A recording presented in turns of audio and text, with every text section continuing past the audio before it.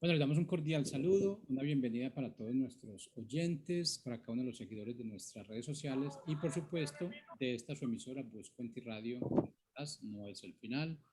Hoy es martes, continuando con nuestra programación para este día. Estamos con la presencia de Juan Carlos Vega, de la Fundación New Life for Kids, en su segmento Cápsulas de Vida. Ellos tienen un invitado para hoy especial, igual que siempre lo han hecho en cada uno de sus segmentos. Pero bueno, dejemos que sea Juan Carlos quien nos presenta a su invitado. Es que Juan Carlos, ¿cómo estás? Bienvenido. Gracias, Jorge. Sí, muy buenas tardes, la audiencia de Busco en Ti del programa Cápsulas de Vida. Hoy tenemos el inmenso placer de tener un invitado muy especial, el pastor Edgar Portilla Fuentes, de oficio técnico electricista y de profesión abogado, especialista en derecho público. Lidera junto con su esposa una iglesia en Florida Blanca que se llama Jesús, Luz y Salvación. Y algo que nos impactó a nosotros como fundación es el trabajo que ellos hacen con los niños y cómo a través de ellos pues han logrado llegar que sus padres que están ubicados en un sector muy difícil del que nos hablará el pastor más adelante, pues que a través de los niños a sus padres han llegado.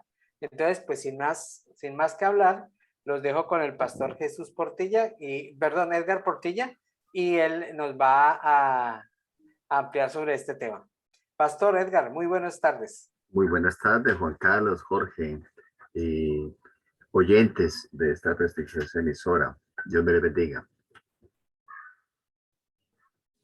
Bueno. Listo, pastor, comience. Sí, Micrófono señor. es todo suyo. Gracias, muy amable. Bueno, la idea de abrir esta obra allí en Florida Blanca surgió a raíz de un excombatiente de Corea llamado Alfredo Rivero. Él conoció el Evangelio y terminó decidiendo que dedicaría su casa que había comprado allí para que los niños oyeran del Evangelio del Señor Jesucristo. Por otra parte, nosotros con mi esposita servíamos en la iglesia Unidad Familiar en Cristo Internacional y nos desplazábamos por varios lugares de la ciudad de Bucaramanga, sobre todo en las zonas marginales, llevándoles un vasito de limonada de panela con un pancito. Fue así que estuvimos en las escarpas de la feria, por ejemplo. Allí existe otra obra que lidera el pastor Gonzalo Jesús Restrepo. Estuvimos también allá en Girón, estuvimos arriba en Morro Rico. Y hace más o menos unos 4 años, pues el pastor de esa iglesia nos invitó a que nos pusiéramos al frente de la obra del Paro de la Trinidad en el municipio de Florida Blanca. Allí nos encontramos con una serie de habitantes de calle muy especiales, unos niños. Estos niños eran hijos de presidiarios, eran hijos de meretrices, eran hijos de drogadictos, eran hijos de últimamente inmigrantes que ya comenzaban a aparecer. Y pues habitantes de calle, es decir, se la pasaban ellos en su sencillez, su ingenuidad. Calle arriba, calle abajo, ese barrio tiene sino 3 calles. Y sí, es la verdad, y tiene una cancha, y en la cancha pues allí los drogadictos, los psicodependientes, pues les enseñan a pelear con cuchillo. Desde muy temprana edad, ponle 4 o 5 años, entonces los mayorcitos que están en volantones por ahí entre los 16 y 17 años, que son los que usan la delincuencia común como sicarios, le enseñan a los pequeñines a que pelearan con cuchillo, con machete. Y esta fue la situación que nos encontramos. Lo curioso es que este varón, que ya pues está en la presencia del Señor, nos llama y nos reta para que nos pusiéramos al frente de esos niños. En ese trabajo influyó el misionero Swan Wan Kim. Él es de la iglesia presbiteriana de Busan. Cuando eso estaba de misionero aquí en Colombia y en Venezuela, pues o sea, podía pasar de Colombia para Venezuela y viceversa, ¿no? La cosa se complicó un poquito más. Y este misionero nos había recomendado que una iglesia cristiana que quisiera ser sólida debería dedicarse a fortalecer la niñez, que era con la niñez que se comenzaba a construir una congregación fuerte de una doctrina sana. Con mi esposita hubo, como en toda iglesia, dificultades, ¿no? En la iglesia madre, que es la Iglesia Internacional. Y diferencias doctrinales nos llevaron a que renunciáramos a todo ministerio allí. Y quedamos a la espera de lo que el Señor decidiera. Se presentó la oportunidad de ir a Florida Blanca y nos fuimos allí y con el mensaje claro, ¿no?, de que debíamos dedicarnos a los niños, tomamos la decisión de abrir la obra enfocándonos en ellos específicamente, con la enseñanza de esa iglesia presbiteriana de Corea del Sur, ¿no?, en énfasis en la mímica. Entonces, por ejemplo, Marcos 1:15 es la primera predicación del Señor Jesucristo. Él dice: el tiempo se ha cumplido, el reino de Dios se ha acercado, arrepentidos y creen el Evangelio. Entonces, ¿qué es el reino de Dios? ¿Cómo enseñarle a los niños qué es el reino de Dios? Entonces ahí hicimos nosotros, de la mano cómo es, de esta experiencia en Corea del Sur, comenzamos a usar mímica. Entonces, el reino de Dios se traduce básicamente en 4 movimientos corporales. Con los miembros superiores colocábamos, enseñábamos qué partes tiene la mano: planta, dorso, canto, lomo.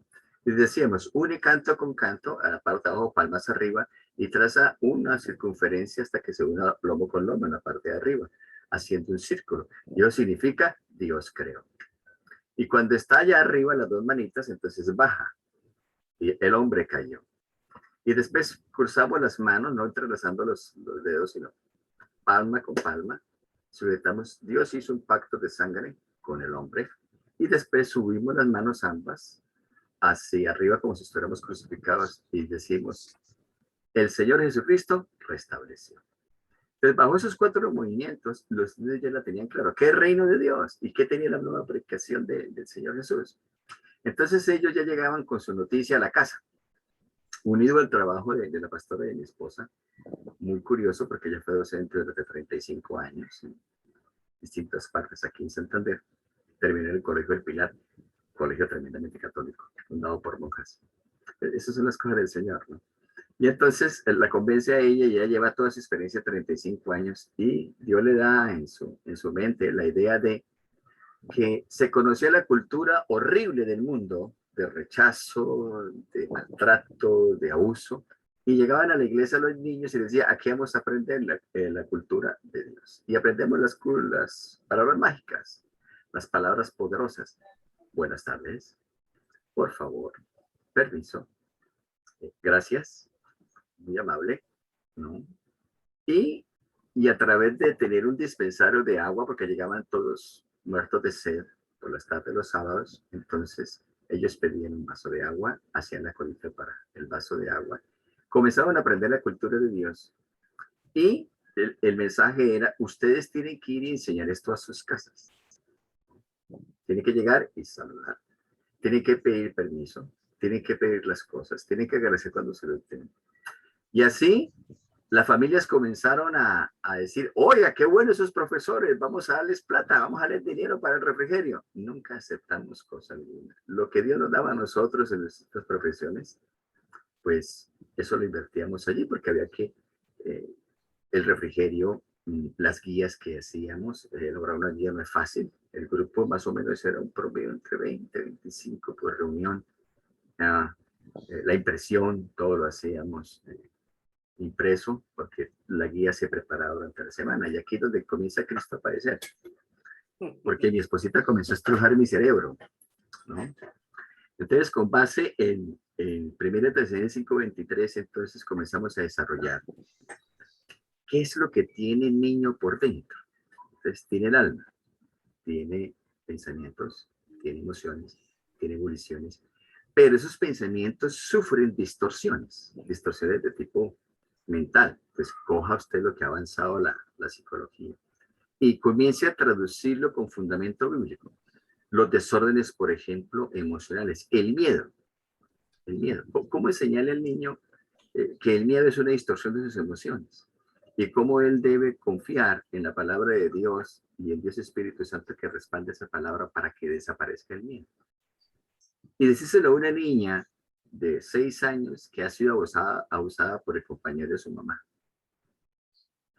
Son retos que Dios nos llevó a cómo examinar. Y cómo decir, no voy donde el fiscal. ¿Qué tal nosotros cristianos buscando una solución en un impío, como un fiscal? ¿No?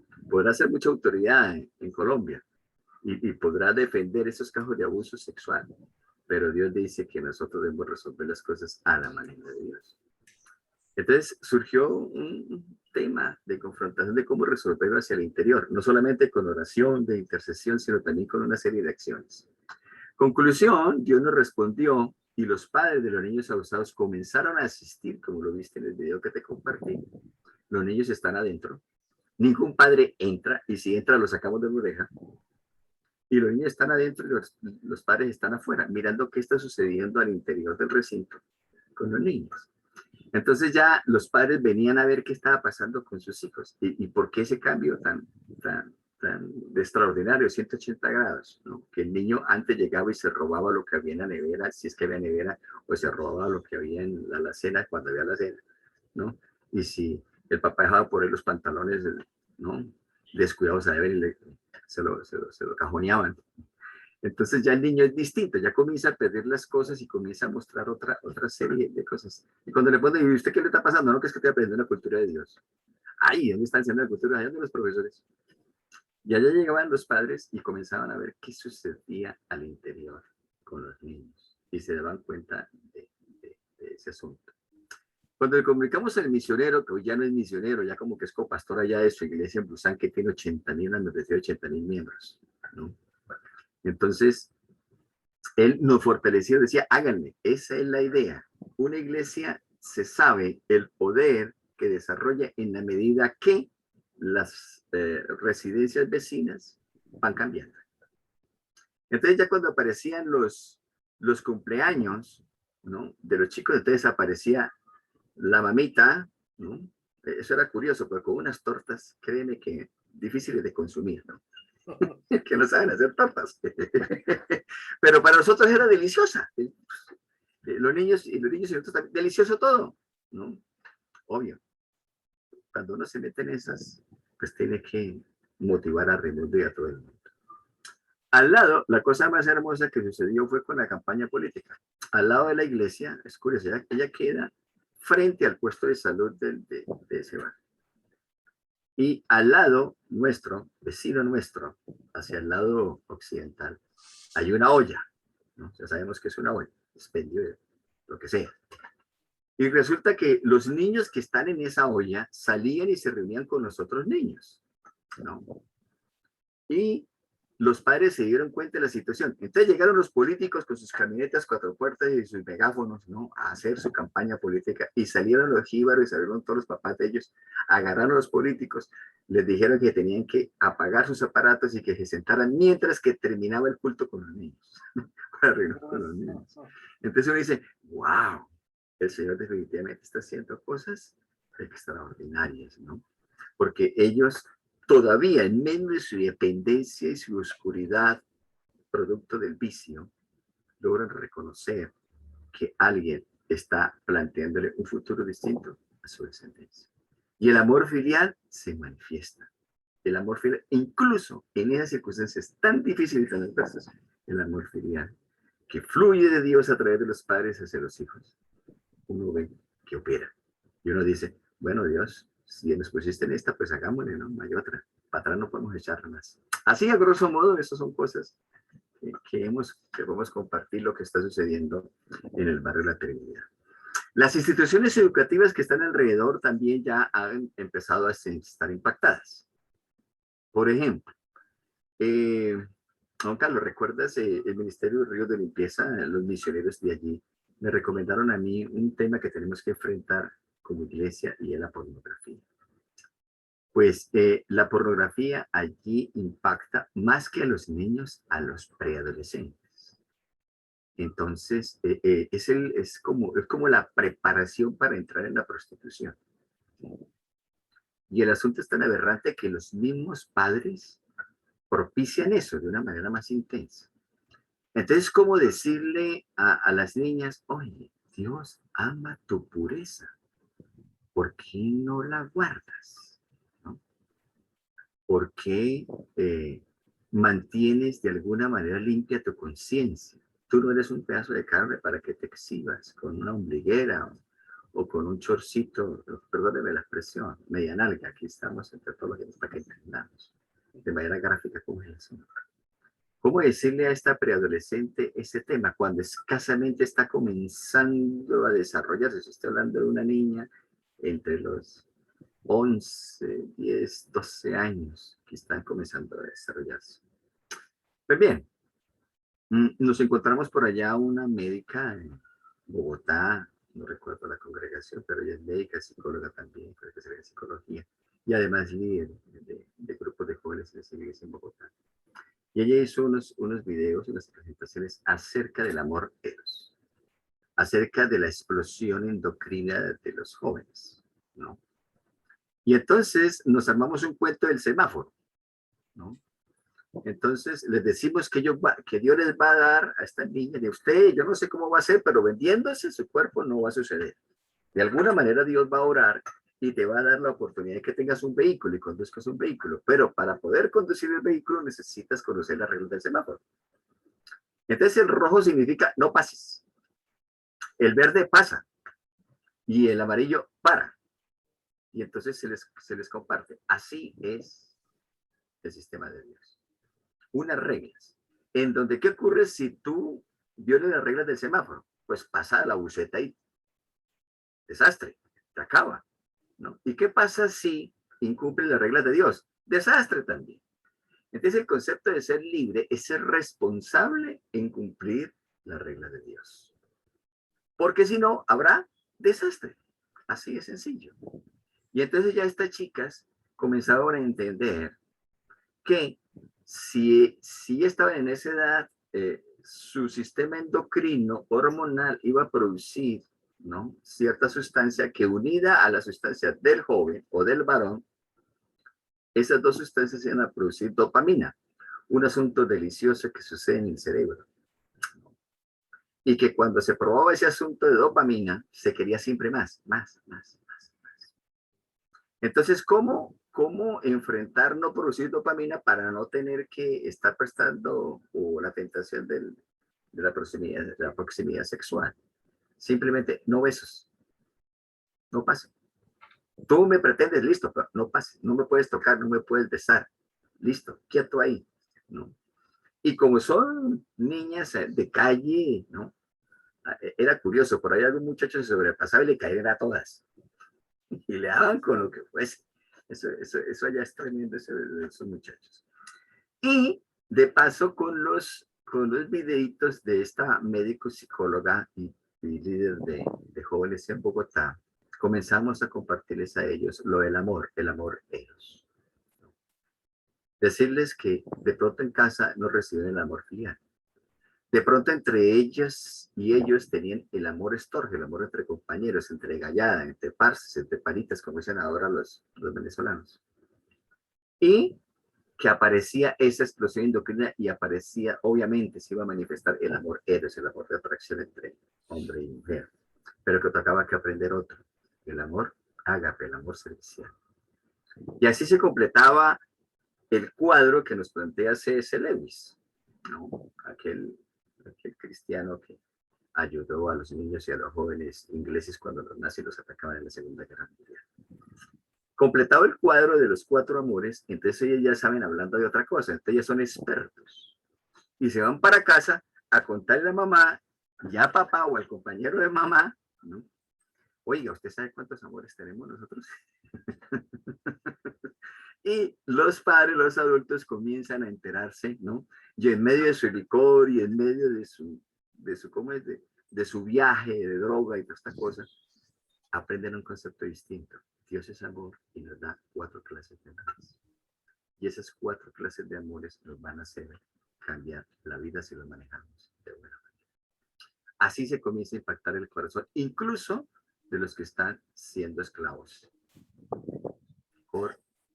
de pasiones, de droga, de la marginalidad que hay en nuestras ciudades. Básicamente eso, Juan Carlos. Bueno, pastor, dos preguntitas. ¿Hace cuántos años llevan allí en el barrio de la Trinidad? Bueno, tuvimos un primer acercamiento hace aproximadamente unos 8 años, porque nosotros íbamos ¿qué? Con el mismo programa de ir y pararnos en una esquina con ¿qué? Con una cantimplora ¿qué? De limonada de panela y unos pancitos que conseguimos en la panadería del Campanazo, ahí más abajo, ¿no? Entonces compramos pancitos de esos de 100 o 200 pesos y ¿cómo es? Ya hacíamos la limonada en la cantimplora. Y nos paramos en la esquina y todos pasaban ¿sabes que el niño es curioso, ¿no? Te provoca un pan y se sentaban ahí a comerse el pancito. Bueno, vamos a cantar una canción nueva, vamos a un coro chévere, ¿no? Que no sea la cuchilla a afeitar. Y colocábamos una canción, el Patito Juan o una serie de cosas de esas. Y ahí comenzamos en la esquina con el asunto. Eso hace más o menos 8 años.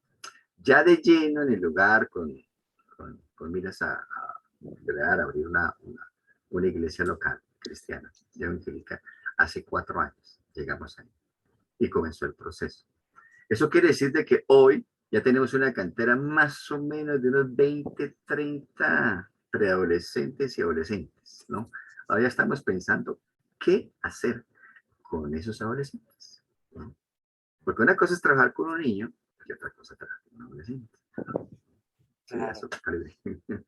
Sí, cuando usted, Pastor Edgar, nombraba al misionero King, nosotros también tuvimos una capacitación con él, si no mal recuerdo, fue en el Colegio Panamericano en Bucaramanga. Uh-huh. Y yo me acuerdo que en esa capacitación había muchas personas y aprendimos lo que nos estaba comentando, de la creación, la caída y bueno, Uh-huh. que... Creo que es Y caminata bíblica. sí, camina, eso, exactamente, nosotros nos graduamos de eso. Pero digamos, durante todo eso fue más o menos como unos 10 años o 9 años.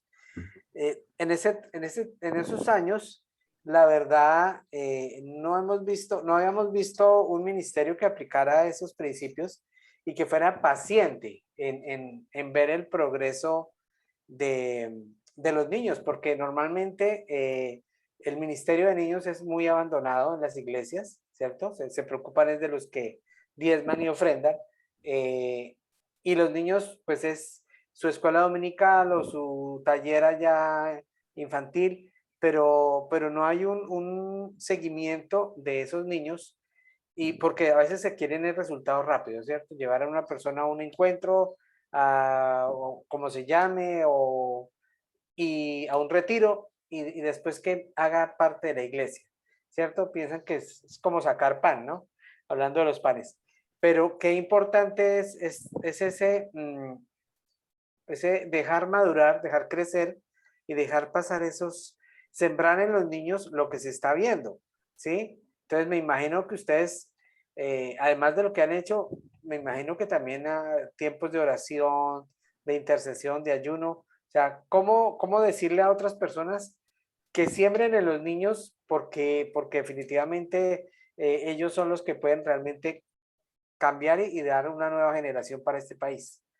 Mira, definitivamente nosotros tenemos que ser sinceros, ¿no? Y esto va para todos mis hermanos pastores, ¿no? Los programas no son los que fortalecen el evangelio. Definitivamente son así. Yo me encontré con este misionero. Él nos mostró una página que se llama descubriendoelevangelio.org.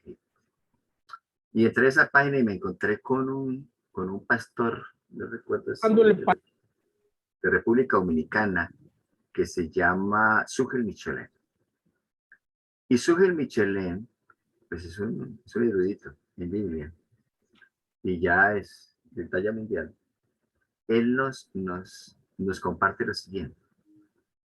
Nos dice, después de la salvación, es decir, después de que viene la oración de fe de corazón, viene el sermón del monte. Y en el sermón del monte, recuerden ustedes las bienaventuranzas. Ahí está la clave. Entonces dice, bienaventurados los de, ¿cómo es? Limpio corazón limpio, porque ellos verán a Dios. Y eso tiene una profundidad, ¿no? Es como el capítulo 17 de Juan, que es la oración de Dios Hijo, de Dios Padre, en donde hablaremos y discutiremos y le pediremos al Espíritu Santo todo este asunto de esa parte de la Biblia. Eso unido con Juan, con Santiago 1:27, ¿no? La religión pura y sin mácula es esta, ¿no?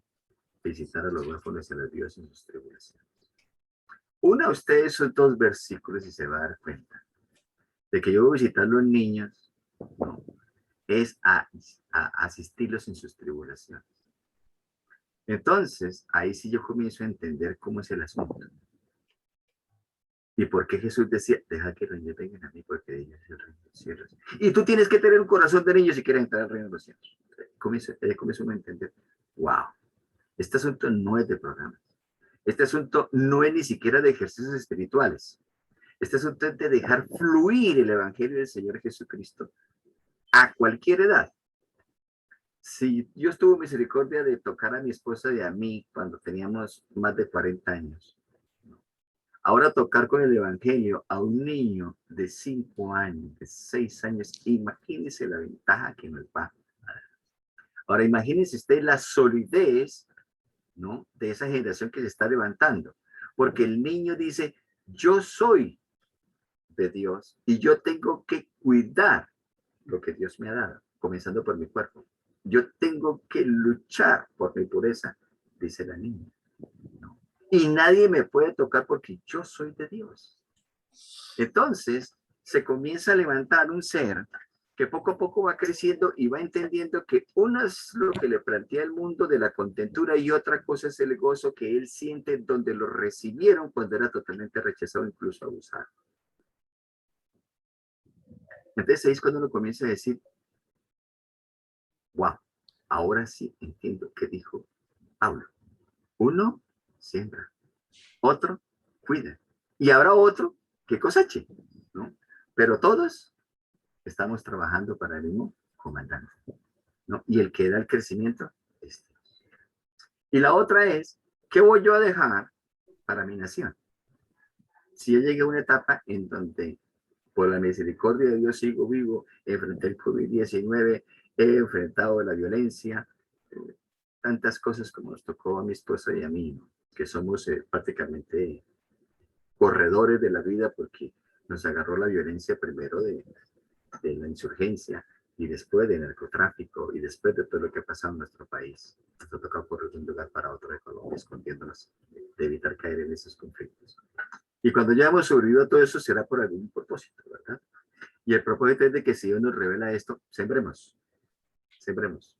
Que alguien vendrá y recogerá el asunto. Es lo mismo que está ocurriendo, repito, en el barrio de La Feria.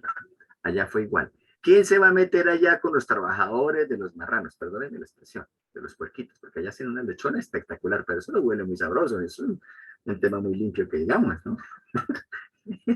Pero alguien tiene que hacerlo.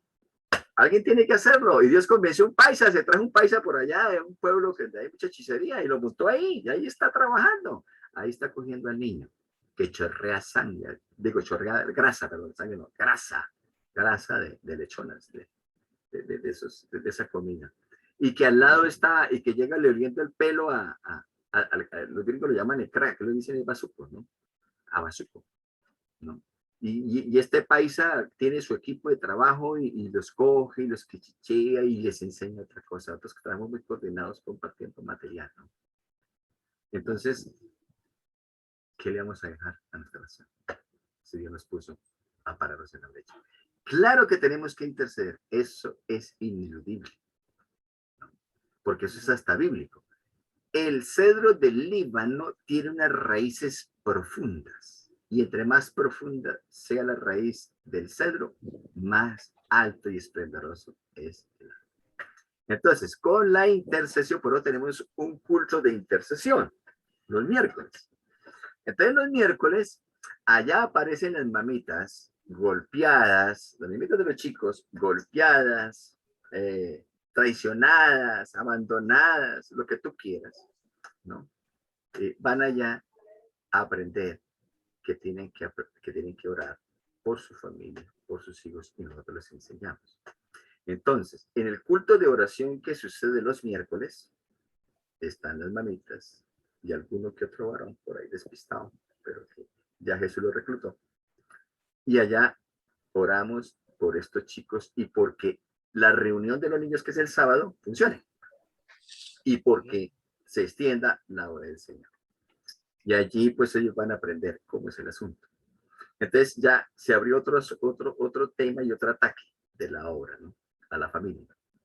Y ahora ya ellos anhelan tener una familia conforme al sistema de Dios. Ya no la familia que ellos tenían, ¿no? Que es que no voy a formar una familia porque tengo que darle a comer a este chino porque ya me pareció preñada la muchacha y ¿qué hacemos? Ya el asunto es distinto. Así es, Juan Carlos. Ah, bueno.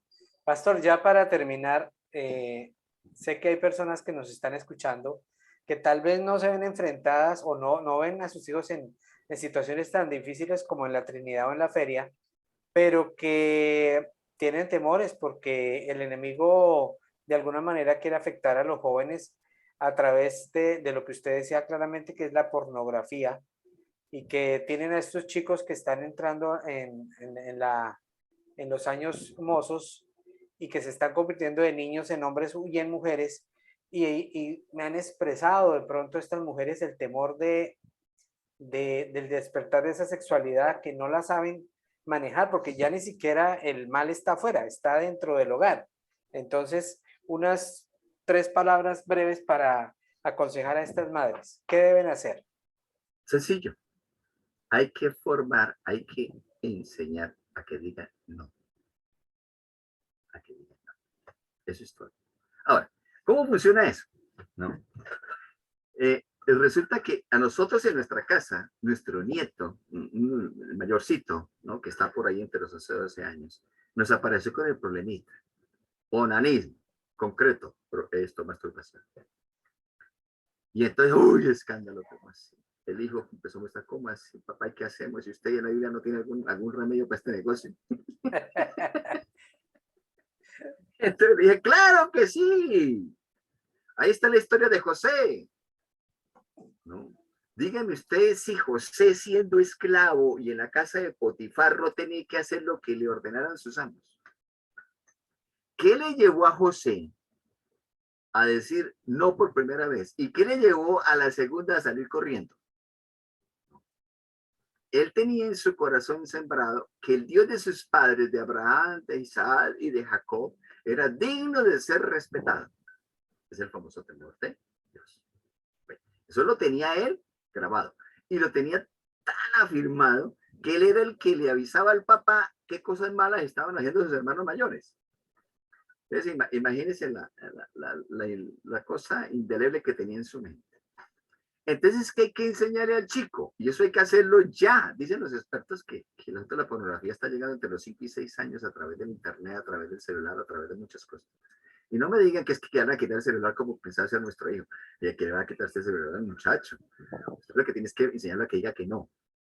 Porque si le quitamos el celular, él va a buscar el compadrito que también tiene celular. Y por ahí ve. Entonces es tonto. Él tiene que aprender a decir no. ¿Y cómo aprende a decir no? Sencillo. Yo soy producto del amor de mis padres que Dios puso en sus corazones. Luego yo soy valioso para Dios. Y Dios me ama tanto que no vale la pena que yo me enrede, ¿no? En eso que es falso.